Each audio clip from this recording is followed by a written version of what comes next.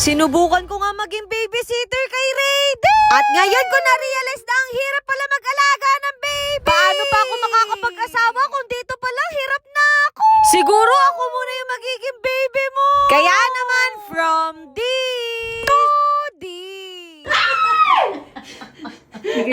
At eto nga, napasarap yung tulog ko.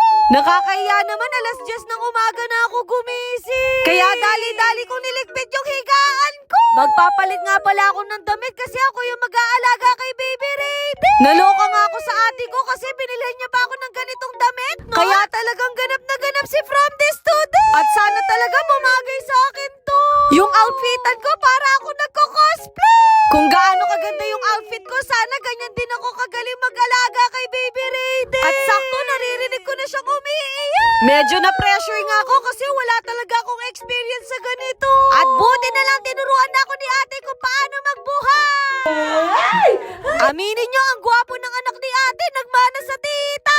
Kailangan ko na daw magtimpla ng gatas niya kasi nagugutom na siya. Kailangan bilang mo kung ilang scoop siya. 2 weeks nga lang yung tumatagal ng gatas kaya talagang magasto. Kaya sa mga kabataan ngayon, pag-isipan nyo na 10 beses bago nyo gawin. Kasi kapag nabuo yan, wala nang urungan.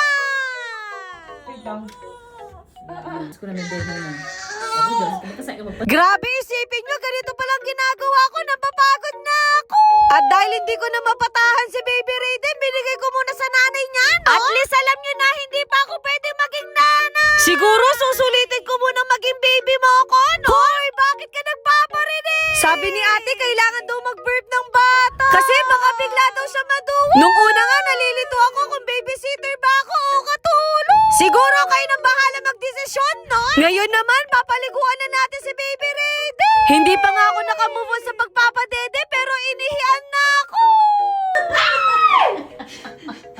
Grabe, napakaswerte ko, na-experience ko lahat to. Hindi rin pala biro mag-alaga ng ganito kasi kailangan mo din pag-aral. Nadadala nga ako sa kakyutan niya kaya nawawala yung pagod ko. Gusto din kasi talaga namin na magkaroon pa kami ng baby ni Bunso. Para daw sa susunod meron kami paiiyakin. Opo, wala talaga kaming gagawing tama.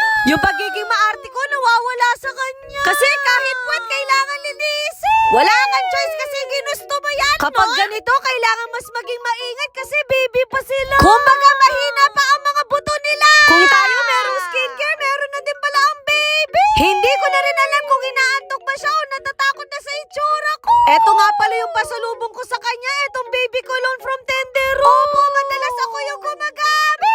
Amoy baby powder kasi to at saka mild lang siya. Kaya kung gusto mo rin maging amoy baby, aba pwede rin to sa'yo, no? Kaya naman it's time para pakainin na natin siya.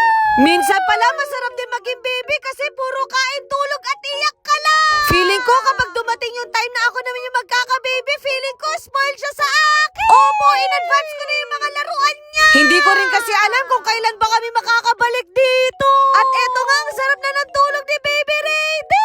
Habang natutulog nga siya, naisipan ko nang hugasan yung mga dede niya. At grabe, ngayon ko na-realize na all around pala ang nanay. Ganitong-ganito din pala yung pakiramdam ni mama noon. Kaya dapat na-appreciate din natin sila kasi sila yung nagdala sa atin ng 9 na buwan. Tapos aalagaan pa tayo hanggang lumaki. Kailangan din palang i-steam yung mga bottle ni baby. Kaya pagkatapos ko, it's time naman para kumain. Alam niyo naman, sobrang hilig ko talaga sa sweets, no? Kaya talagang ginrab ko na yung opportunity habang mahimbing ang tulog niya. Siguro naman deserve ko ng isang araw na day off at massage. Ayun lang.